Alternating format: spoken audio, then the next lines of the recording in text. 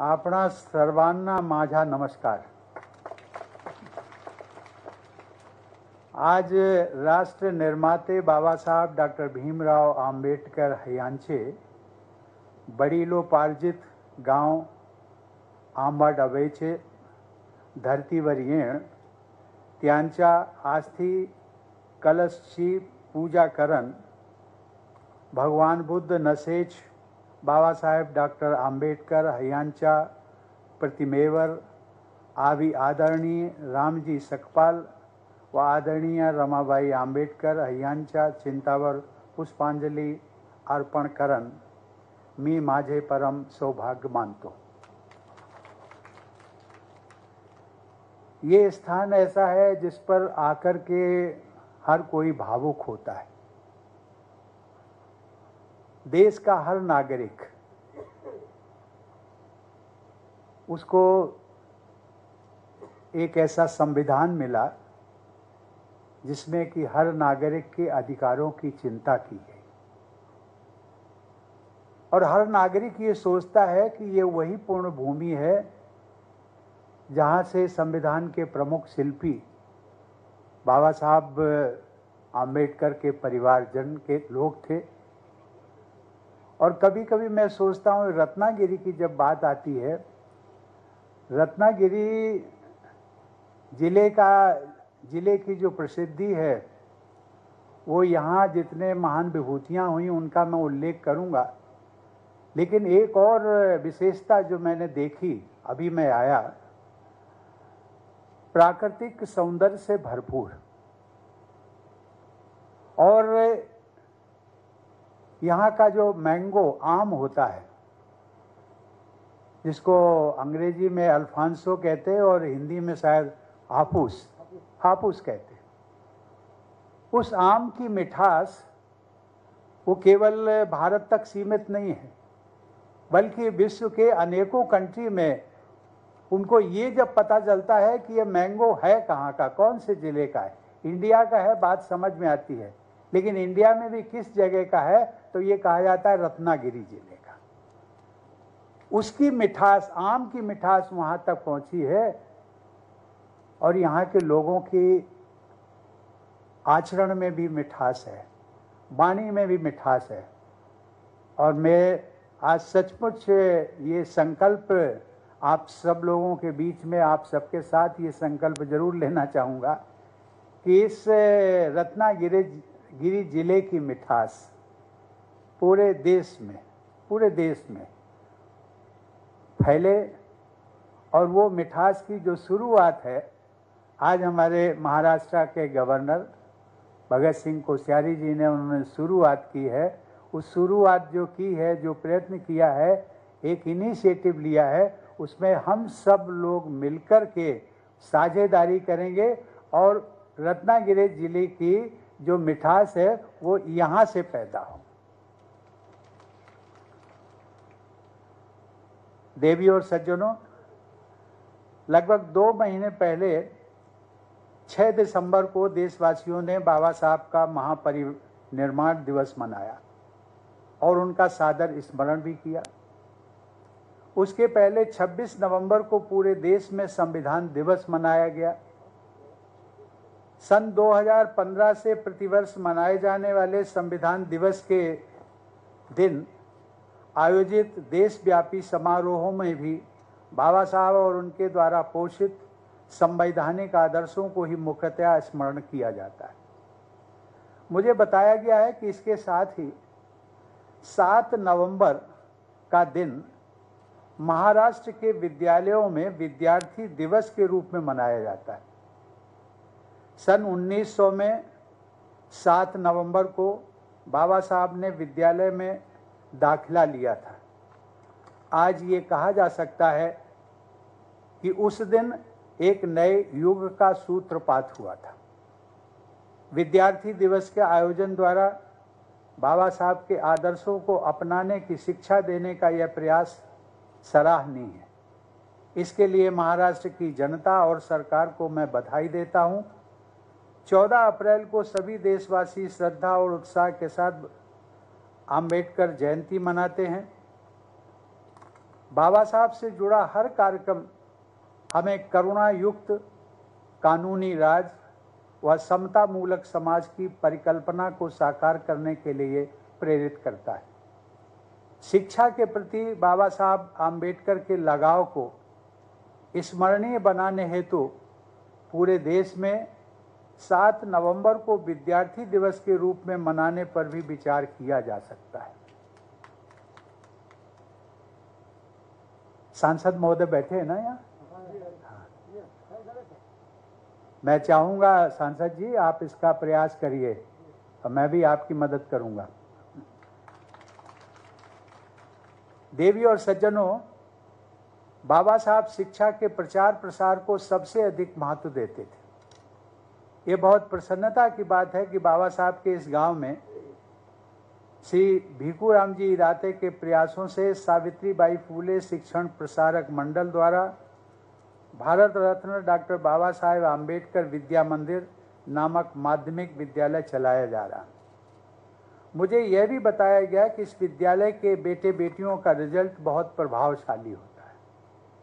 मेरा विश्वास है कि माध्यमिक विद्यालय के यहाँ होने से इस क्षेत्र के बच्चों विशेषकर बेटियों को अपनी पढ़ाई जारी रखने में मदद मिलेगी और भविष्य में भी मिलती रहेगी। इस योगदान के लिए मैं इदाते जी की भी विशेष सराहना करता हूँ। आज के समारोह में भाग लेकर परम आदरणीय बाबा साहब के प्रति श्रद्धा व्यक्त करने का सौभाग्य तो मुझे मिला ही, साथ ही भारतीय महिलाओं की शिक्षा तथा सशक्तिकरण के संघर्ष का आरंभ करने वाली सावित्रीबाई फूले तथा देश में सामाजिक नवजागरण के अग्रदूत महात्मा फूले का पूर्ण स्मरण करने का भी सुअवसर मिला है। बाबा साहब महात्मा ज्योतिबा फूले को अपना आदर्श मानते थे। सावित्रीबाई फूले शिक्षण प्रसारक मंडल द्वारा यहाँ चलाया जा रहा है माध्यमिक विद्यालय उन दोनों महान विभूतियों के आदर्शों की याद दिलाता है। इस प्रकार आम्बडवे गांव की ये यात्रा मेरे लिए एक तीर्थ यात्रा के समान है। और जैसा कि हमारे महामहिम राज्यपाल महोदय ने उल्लेख किया कि जो भारत सरकार द्वारा पंच तीर्थों की कल्पना की गई है, साकार भी हुई है और उसके मूल में ये आम्बडवे गांव को भी जोड़ा जाए। ये बहुत अच्छी परिकल्पना है और इसके लिए भी सांसद जी मैं आपसे ही अनुरोध करूंगा कि आप इसका प्रयास करिए, मैं आपकी मदद करूंगा। आप बार बार कहेंगे कि प्रयास करने के लिए मुझे कहते हैं क्योंकि आप सांसद हैं, केंद्र सरकार के प्रतिनिधि भी हैं और सही मायने में सांसद महोदय आप मेरे प्रतिनिधि भी हैं। देवी और सज्जनों, बाबा साहब की जीवन यात्रा से जुड़े 5 महत्वपूर्ण स्थलों को पंचतीर्थ का नाम दिया गया। महू में उनकी जन्मभूमि, नागपुर में दीक्षा भूमि, दिल्ली में परिनिर्वाण स्थल, मुंबई में चैत्य भूमि तथा लंदन में आम्बेडकर मेमोरियल होम के पंचतीर्थों में बाबा साहब के आदर्शों से जुड़े लोग अपनी श्रद्धांजलि अर्पित करते हैं। देश में स्थित सभी चारों स्थलों का दर्शन करने का मुझे सौभाग्य मिला है। बाबा साहब के सम्मान में इन स्थलों को सुचारू रूप से विकसित करने में योगदान के लिए मैं केंद्र सरकार की सराहना करता हूं। केंद्र सरकार को मेरा सुझाव भी होगा कि बाबा साहब से जुड़े उन महत्वपूर्ण स्थलों की भांति उनके इस पैतृक गांव में स्थित स्मारक को भी तीर्थ स्थल घोषित किया जाए।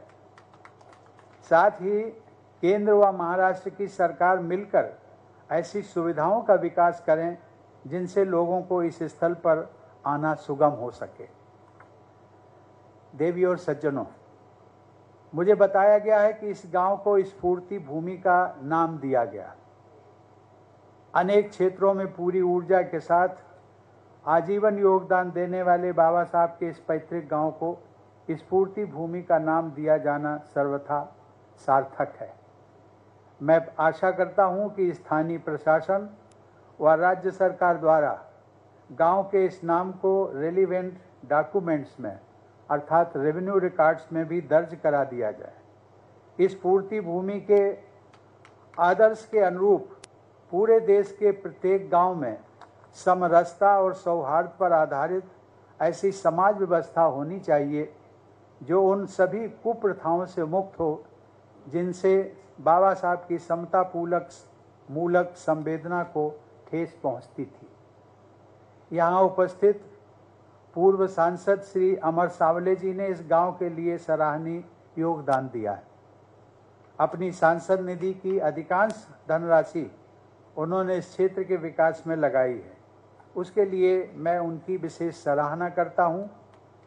अन्य समर्थ व्यक्तियों और संस्थाओं को भी इस प्रकार बाबा साहब से जुड़े स्थलों के लिए अपना योगदान देना चाहिए। देवियों और सज्जनों, महाराष्ट्र का यह क्षेत्र भारत के आत्मगौरव तथा मानव मात्र की गरिमा के लिए संघर्षरत महान विभूतियों की कर्म स्थली रहा है। इसी रत्नागिरी जिले से जुड़े रायगढ़ में छत्रपति शिवाजी महाराज ने हिंदवी साम्राज्य का उद्घोष किया था और उनका ऐतिहासिक राज्याभिषेक हुआ था। 2 महीने पहले मुझे रायगढ़ दुर्ग में राज्यपाल महोदय के साथ शिवाजी महाराज के ऐतिहासिक राज्याभिषेक स्थल को देखने तथा उनकी पवित्र समाधि पर श्रद्धा सुमन अर्पित करने का सौभाग्य मिला था। महात्मा फूले और सावित्रीबाई फूले के पैतृक स्थल भी इसी क्षेत्र के सतारा और पुणे जिलों में स्थित है और यह क्षेत्र उनकी कर्मस्थली भी रहा है। रत्नागिरी से जुड़े कोल्हापुर में ही छत्रपति शिवाजी के वंशज साहू जी महाराज ने 19वीं सदी के अंत तथा 20वीं सदी के आरंभ में महात्मा फूले के आदर्शों को आगे बढ़ाया तथा बाबा साहब को हर तरह से सहायता प्रदान की। इस प्रकार रत्नागिरी के क्षेत्र ने देश को अनेकों रत्न दिए हैं, जिनमें सभी एक से बढ़कर एक हैं। रत्नागिरी जिले ने एक और मूल्यवान रत्न के रूप में भारत रत्न बाबा साहब डॉक्टर भीमराव अंबेडकर को भी दिया। इससे रत्नागिरी जिले का जो नाम है वो सार्थक हो गया है और ऐसा लगता है कि इस जिले में जो भी न जाने कितने अभी भविष्य में भी अन्य रत्न पैदा होंगे। ऐसी विभूतियों की जीवन गाथाओं के बारे में जानकर लोगों को, विशेषकर युवाओं को बहुत प्रेरणा मिलती है। इन सभी महान व्यक्तियों ने अपने जीवन में नैतिकतापूर्ण लक्ष्य सामने रखे और उस पर निरंतर चलते रहे। अच्छे उद्देश्यों के लिए उन लोगों के प्रयासों का लाभ समाज और देश को मिला है। इस संदर्भ में मराठी में कुछ पंक्तियां मैं आप सबके साथ साझा करना चाहूँगा। पावले ती धन्य होती ध्यास पंथे चालता। पावले ती धन्य होती ध्यास पंथे चालता, सार्थक जीवाचे होते ध्यास पंथे चालता, गौरवान्वित होते संस्था ध्यास पंथे चालता, उजलते तेज माय भूचे ध्यास पंथे चालता। अर्थात लक्ष्य के पथ पर चलते हुए चरण धन्य हो जाते हैं। लक्ष्य के पथ पर चलते हुए जीवन सार्थक हो जाता है। लक्ष्य के पथ पर चलते हुए संस्थान के सम्मान में वृद्धि होती है तथा लक्ष्य के पथ पर चलते हुए मातृभूमि की गरिमा बढ़ जाती है।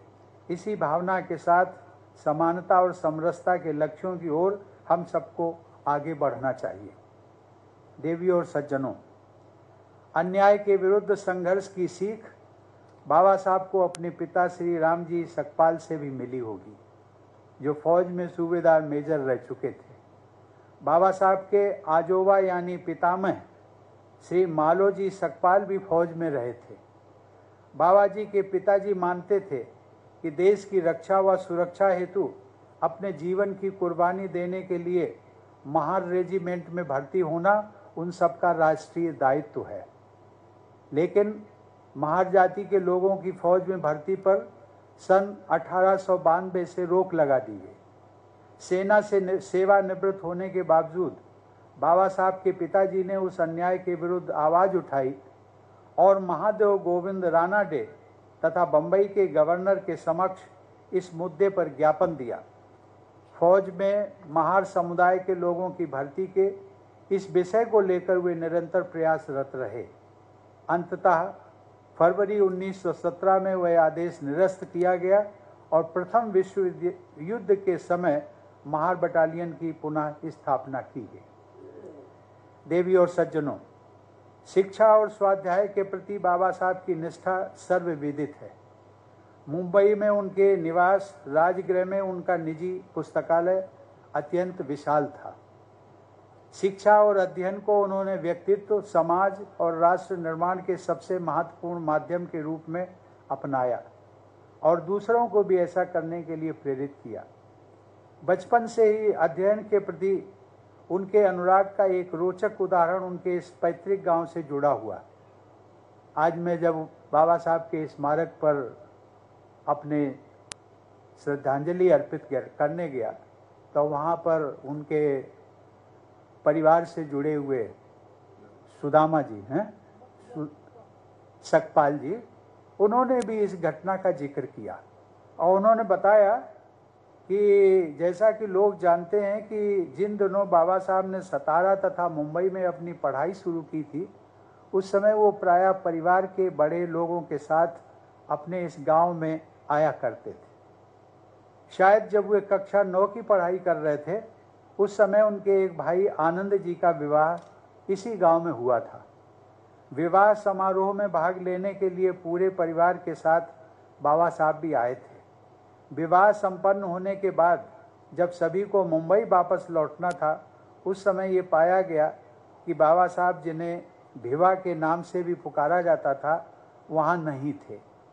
लोगों ने उन्हें खोजना शुरू किया। किसी व्यक्ति ने बताया कि एक बच्चा थोड़ी दूर स्थित एक मंदिर में बैठकर कोई पुस्तक पढ़ रहा है। बाबा साहब के पिताजी समझ गए कि वो बालक भिवा ही हो सकता है। परिवार के लोगों ने जाकर पुस्तक पढ़ने में डूबे हुए बाबा साहब को साथ लिया और मुंबई के लिए रवाना हो गए। ये बाबा साहब की शिक्षा के प्रति जो लगाव था, उस लगाव को दर्शाता है कि शिक्षा ही जीवन में हर व्यक्ति के उन्नति का माध्यम होता है। और इसीलिए उन्होंने जो मूल मंत्र दिया था, एजुकेट, शिक्षित बनो, उसके बाद एजिटेट, शिक्षित बनो, संगठित रहो और स्ट्रगल करो। ये जो मूल मंत्र था, उसमें शिक्षा सबसे पहले है। आज शिक्षा की बहुत ज़रूरत है, हम सब के लिए ज़रूरत है शिक्षा। मैं कभी कभी कहता हूँ, जब आम लोगों से भी मिलता हूँ तो मैं कहता हूँ कि किसी को 3 समय का भोजन यदि आपके घर में बनता है तो 2 समय का भोजन कर लेना, लेकिन अपने बेटे बेटियों को शिक्षा के बारे में उनका जो अवसर मिला है, वो अवसर उनको मत गंवाने देना। देवी और सज्जनों, कोविड की महामारी के संकट के दौरान ही इस क्षेत्र के लोगों को जून 2020 में निसर्ग साइक्लोन की आपदा का सामना भी करना पड़ा।